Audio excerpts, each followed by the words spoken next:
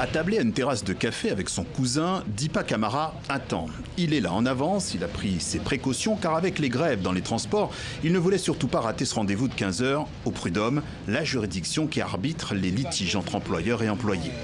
Dipa est l'un de ceux que l'on appelle les 25 de Breteuil, des ouvriers du bâtiment qu'il retrouve, des Maliens qui sur les chantiers ont longtemps travaillé la peur au ventre. Chaque jour, c'est les mêmes peurs, parce qu'on ne travaille pas dans des conditions normales.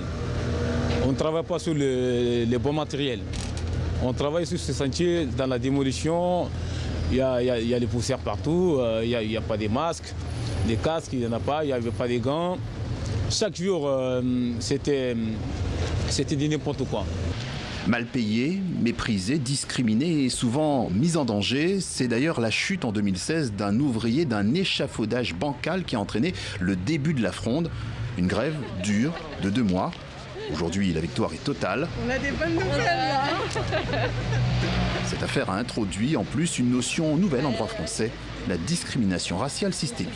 Cette décision elle va être diffusée effectivement parce qu'on a réussi à déterminer qu'il y avait de la discrimination systémique sur l'origine et sur l'absence de papier, sur la situation de précarité administrative. Et ça, on pourra, sur cette discrimination systémique, la faire reconnaître sur d'autres critères. Les salariés disaient tous que sur les chantiers, on les appelait Mamadou.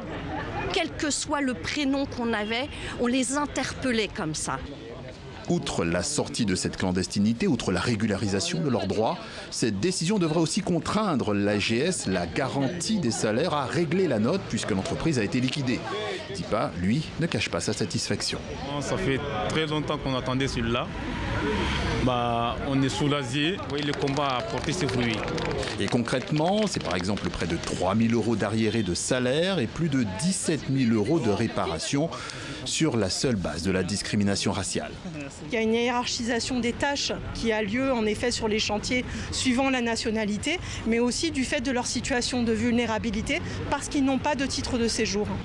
Entre-temps, tous ces ouvriers ont été régularisés et les chances d'une contestation en appel de cette décision sont faibles puisque le mandataire liquidateur de la société incriminée ne s'est même pas présenté à l'audience. En attendant, Dipa et les autres ont de quoi être fiers. Cette décision judiciaire devrait maintenant aider d'autres situations précaires, comme par exemple celle de femmes de ménage, avec ou sans papier.